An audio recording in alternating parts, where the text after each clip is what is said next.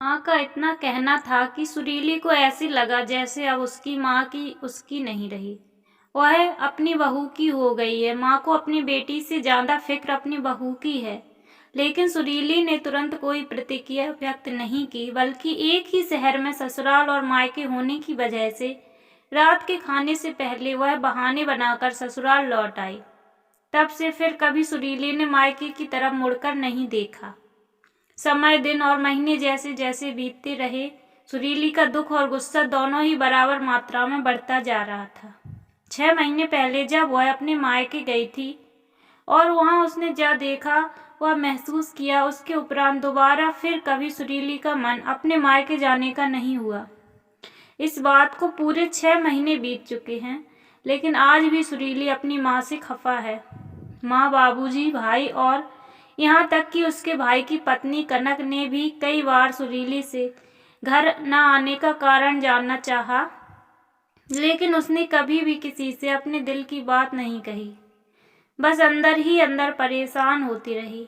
सुरीली ने तो कभी सपने में भी नहीं सोचा था कि वह बहू के आते ही माँ के व्यवहार में इतना बदलाव आ जाएगा। उसे अपने ही घर में अपनी ही माँ पराई लगने लगेगी। माना कि उसका भाई सारांश माँ बाबूजी का अकेला बेटा है और अब माँ बाबूजी को सारांश और उसकी पत्नी के साथ ही रहना है, लेकिन वह भी तो उनकी एक ही बेटी है।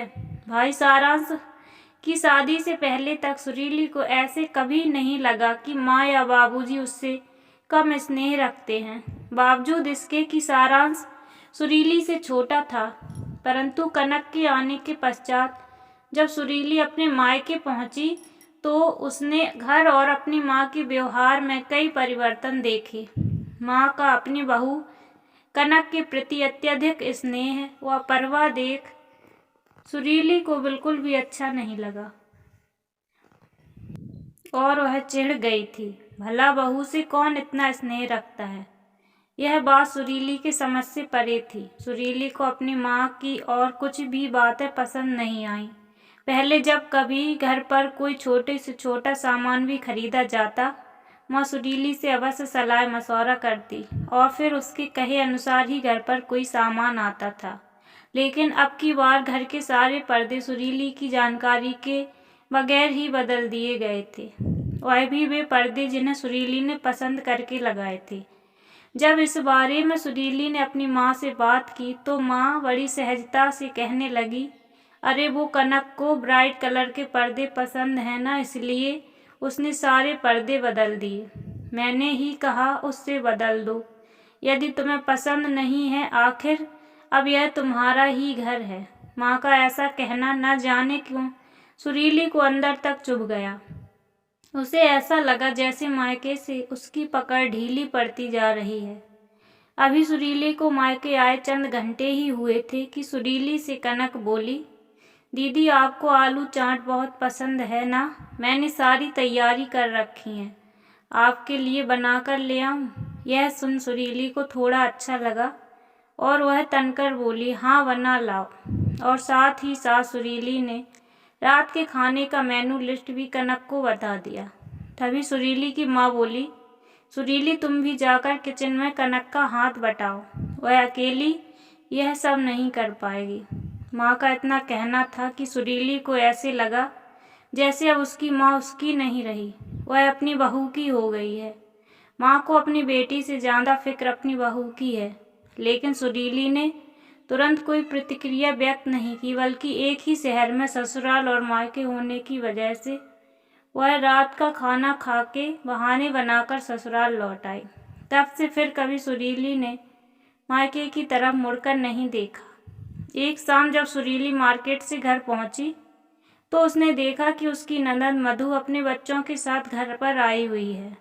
यह देख सुरीली अंदर ही अंदर कसमसा कर रह गई। मधु का आना उसे कतई पसंद नहीं था और उससे भी अधिक मधु का यहाँ आकर अनावश्यक हस्तक्षेप करना तो उसे बिल्कुल भाता नहीं था। मधु का ऐसा व्यवहार सुरीली को अपने अस्तित्वहीनता का बोध कराता। अक्सर मधु का बेतकल्लुफ होना, अपने बच्चों की सारी जिम्मेदारी सुरीली पर डालकर आराम से बतियाना, अपनी सहेलियों से मिलने और घूमने चले जाना। यह सब सुरीली को परेशान करता, क्योंकि मधु के ऐसा करने से सुरीली पर घर के सारे काम का बोझ आ जाता। ऐसे ही कई छोटे छोटे कारणों के चलते मधु और सुरीली के मध्य तनाव बना रहता। मधु को देख सुरीली कुछ कहे बगैर ही सीधे किचन की ओर चली गई, क्योंकि वह जानती थी कि थोड़ी ही देर में मधु और उसके बच्चे अपनी फरमाइशों की झड़ी लगा देंगे। जैसे ही सुरीली किचन में गई, उसका पारा चढ़ गया। वह तमतमाती हुई किचन से बाहर आकर अपनी सासू माँ से बोली, अम्मा जी, किचन का पूरा सेटअप किसने चेंज किया? सासू माँ कुछ कहती, उससे पूर्व ही उनके करीब बैठी मधु बोल पड़ी, भाभी, लुक वाइज किचन का सेटअप बिल्कुल भी अच्छा नहीं लग रहा था और फ्रिज की वजह से किचन कंजेस्टेड लग रहा था। माइक्रोवेव भी सही जगह पर नहीं था, इसलिए मैंने ही सबकी जगह बदल दी। मधु का इतना कहना था कि सुरीली और मधु के बीच कहासुनी हो गई।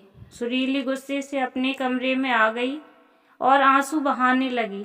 माँ से वैसे ही सुरीली नाराज चल रही थी, सो उसने अपने बाबूजी को फ़ोन पर सारा वृत्तांत कह सुनाया। धैर्यपूर्वक सुरीली को सुनने के पश्चात बाबूजी बोले, किसी भी माँ या सास के लिए अपनी बेटी और बहू दोनों के मध्य सामंजस्य स्थापित करवाना इतना आसान नहीं होता। मायके में जितना अधिकार बेटी का होता है, उतना ही हक बहू का भी होता है। तुम्हारी माँ तो हमेशा से चाहती थी कि कनक और तुम मिलजुल कर रहो, तुम्हारा आना कभी कनक को न खटके और मायके में तुम्हारा सम्मान बना रहे। उसने तो ऐसा करने का प्रयास भी किया था, लेकिन नतीजा यह हुआ कि तुम नाराज होकर चली गई। क्या ये मैं नहीं जानता? बाबूजी से यह सब सुन सुरीली को अपनी सोच पर पछतावा हुआ। उसके मन में अपनी माँ के प्रति जो गुस्सा और गलतफहमी थी, वह अब दूर हो चुकी थी। सुरीली ये भी समझ गई कि माँ उससे कितना प्यार करती हैं। मायके में उसका मन बना रहे, इसलिए माँ ऐसा बर्ताव कर रही थी। सुरीली को इस बात का भी एहसास हो गया कि ननद और भाभी का रिश्ता दो प्रतिद्वंदियों का नहीं, बल्कि यह एक बहुत ही खूबसूरत व प्यारा होता है। मैं ईर्ष्या दोष के लिए कोई स्थान नहीं होना चाहिए, क्योंकि बेटी और बहू दोनों का ही घर में समान महत्व होता है। सुरीली के दिल और दिमाग में लगे जाले अब साफ हो गए थे। वह खुशी खुशी मायके जाने को तैयार थी। साथ ही ननद मधु के संग भी वह अपने रिश्ते सुधारने का संकल्प लेकर कमरे से बाहर आ गई। तो दोस्तों, आपको ये कहानी कैसी लगी? अगर कहानी अच्छी लगी हो तो वीडियो को लाइक, कमेंट, शेयर करें और अगर आप लोग चैनल पर नए हों तो चैनल को सब्सक्राइब करके बेल आइकन को प्रेस करें। बेल आइकन प्रेस करने से आपके पास नोटिफिकेशन जल्दी पहुंचेगा। Thanks for watching.